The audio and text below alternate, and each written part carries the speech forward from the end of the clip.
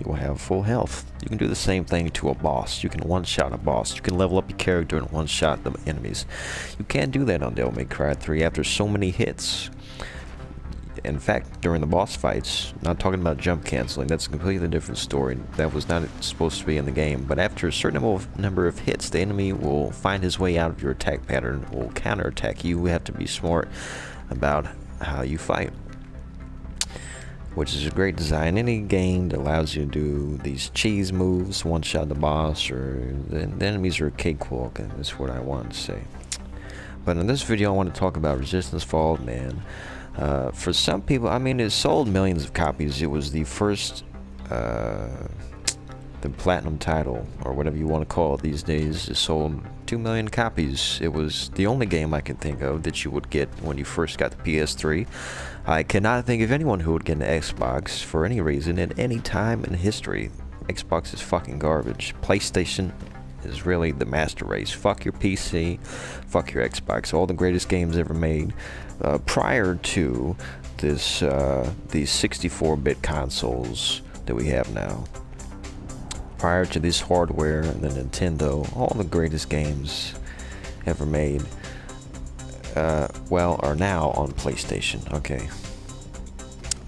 My point is, you know, how could Resistance Fall, man, be overlooked? I can see the influence somewhat in modern games, certainly in Destiny, completely influenced by Resistance. These sort of games are completely influenced by Resistance, but they're lacking a lot of the major components that made Resistance Fall, man, such a success.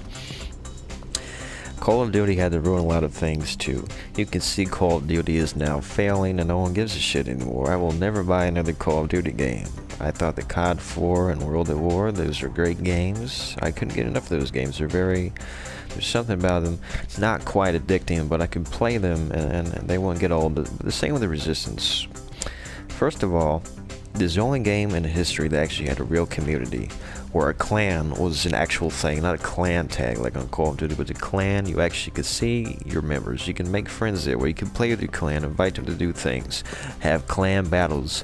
You would get to know the biggest clans in the game, infamous or not. You would get to know people. You can make your own game, a custom game. You can make your own games, your own rules, and do all of your own shit. Alright? You would have 1v1s, you'd have 2v2s, all of this shit. The original MLG. All these MLG fanboys. A game that was not a one-hit kill. A game that took skill. A sniper is not a one-hit kill. Quick scoping on Call of Duty is a fucking joke. Shoot someone in the foot and that's a kill. On Resistance, you gotta get a headshot. You have to understand how to snipe and do things in different situations. It's not a 2-shot kill with the carbine, it's 11 bullets for a headshot. Now that might sound absurd, but look at Halo. Halo is a joke compared to Resistance. Alright. Resistance was truly the greatest first-person shooter ever made, the greatest multiplayer game ever made. Look at the stat tracking. You can click on anybody's stats at any time, see completely detailed information about their character. You can't hide anything. You can't hide your KD, and you got shit stats. You can't hide that. You see how many games a person quits. You see their win-loss ratio. In fact, there is no KD ratio. There's no ratio. Call of Duty invented that. But you see your kills, your deaths, your assists, all of that counts. How many games you quit. You have ribbons. You get to collect ribbons. It's so fun just collecting ribbons to see how many kill streaks you can go on. There's a counter for that. All the different types of kills. You have all your weapon stats. You can see all of that. This is a game that had 40 people. You could play games up to 40 people. Resistance 2 had 60 people. And now it's the norm. Battlefield, 64 people. Of course, there's crazy things now. But imagine that back in the day on Resistance, where it's not a one-hit kill. We have some major fucking battles. Alright, 20 people in a party. Cross-game chat. You can say whatever the fuck you want on the mic. You have so much shit going on in the game. Alright. There was something in it for everybody. Alright. So many fucking innovations. So many fucking innovations on Resistance. The greatest gameplay of all time. And just the fact that you could be notorious on there. You know, you're not playing with random people. There are plenty of people when the game was active, there were random people. But to actually make a name for yourself on there, to actually get to know other players, having rivalries and such, there's nothing like that in other games. You play Call of Duty, you're almost guaranteed never to see same players twice. What kind of game had weapons? You could shoot through walls. You have so many different variety of weapons. The auger, for example, you can shoot through walls. You can put up a shield. They can't shoot through a shield, but you can shoot through the shield. The arc charger, you get a multi-kill. Kill 10 people. 10 fucking people with one weapon at the same time, a kill chain. All these weapons do different things. You got the flamethrower. You've got the sniper, which is not a one-hit kill. You've got to get headshots. And it's not always sniping on flat ground either.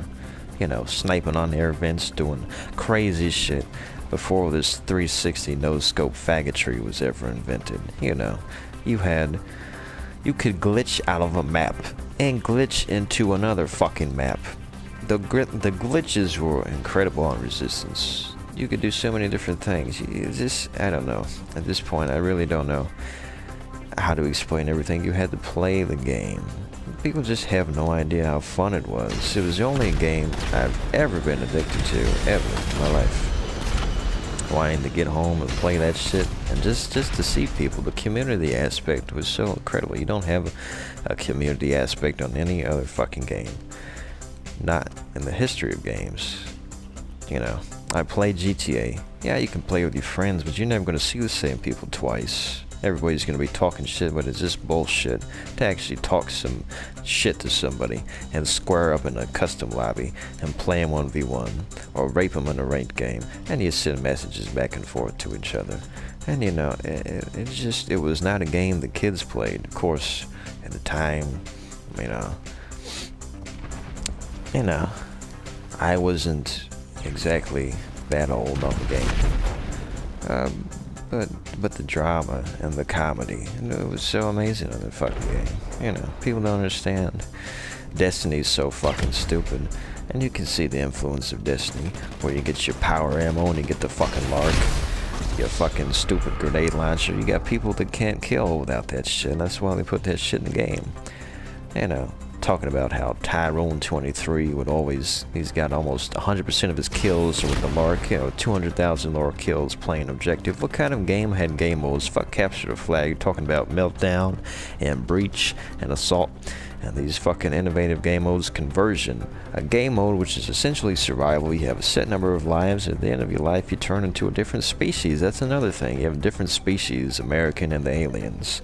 And the aliens have their drawbacks, but they also have their buffs. They do more damage, or they also take less damage. Or they have less health. They take more damage at the time. See through walls and shit. Playing as humans and chimeras and all this fucking crazy shit. There's no game like this, man. Fucking Resistance was... I don't understand how people forgot about this game, and now, years later, that it's gone, everybody wants to play it again. People quit playing this shit for Call of Duty for some reason, Like I said, I thought COD was a lot of fun. I never played anything quite like it. And the original formula for Call of Duty was really good. I like Call of Duty. It was a very simple formula, But there's a lot to do, Just doing prestige and just because, there's an icon. Now you look at Battlefield, you don't even get an icon. The icons are ugly. They're so small you can't see them. You get to level 100, it's not even gold. It's fucking a silver, whatever the fuck it is. It's, There's no incentive on games anymore. They don't even put stats on the game. You gotta go to another website to look at your fucking stats.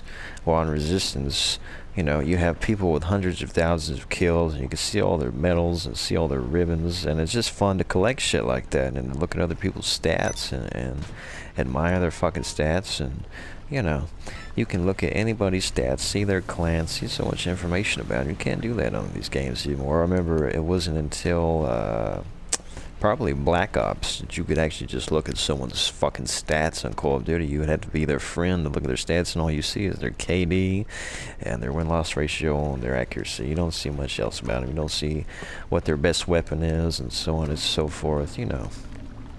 I'm really rambling in this fucking video. But people don't understand just how good that game was and how it worked. It might not have worked if little squeakers were playing it, but there was not a lot of squeakers playing the fucking game, alright? A lot of fucking crazy shit going on, and it was so fucking hilarious to play that game. And the rivalries, the main fucking thing, the actual community, you know who people are in the game. You fucking get to know who they are. And there was a lot of people, alright? But you see the names over and over again, and you get to talking to people, and not just playing with random people, because you have a whole community in the custom game mode section. You're playing ranked games, you're playing team deathmatch or free-for-all or objective games.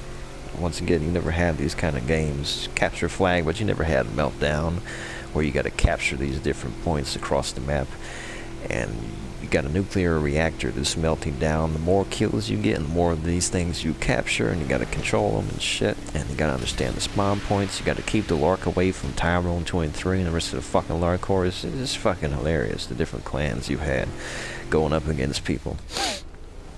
And just, you know, the competitiveness. There was no game that competitive, that skillful. It's not a one-hit kill or a two-hit kill, you know, an 11-shot kill, which might sound like a lot, but it's not. Especially, you know, this is a game where you got fucking aliens and superhumans and shit, and look at how many people are playing this Destiny fucking garbage and this Halo garbage nowadays. You know, Resistance was doing that first, and it was doing it better and completely fucking different. And it was just simplicity at its fucking finest, you know. If you didn't like somebody, put them on your ignore list. You don't have to hear them or play with them again. Or add someone to your buddy list. This is before you had the menu where you can easily access your fucking dashboard and add friends and shit. You know, you had to add them through the menu on the game. You have a buddy list, and you see whenever they come on and shit, and you play with them. You can send people messages, and not PlayStation messages. You know, have a whole conversation with people in the messages. Talk to people just sitting in the lobby. You can't sit in the lobby on Call of Duty. You gotta just start the game up and play, and there's no such thing as talking to the enemy team. You can talk to the enemy team, talk shit, say what the fuck you want, sit there for hours just arguing with somebody, and it's great. And it's the same principle that now GTA has. When I come on GTA and I just troll the shit out of these fucking people, say whatever the fuck I want, kill everybody in the game. You had those sort of situations on Resistance. You know, you can do those sort of things. I don't understand how the game was so well made and all the little things just fell into place. And they fucked it up with the sequels. They're probably never going to try anything like that again. All these other games, and the world's fucking PG. You got Destiny servers going down for a fucking emblem, when 10 years ago you could say whatever the fuck you want on the mic. And yeah, if things were getting too heated, then they actually had moderators. One thing was stupid, you could get banned for just glitching or something. And, you know, the glitches were so fun to do, so tempting to do. You gotta go and do some glitches sometimes. So many different sects of people. Something for everybody in that fucking game. If you actually shit at the game, go play one-hit kills and glitch out the map and just snipe people and don't worry about the headshots. Just shoot them as a one-shot kill.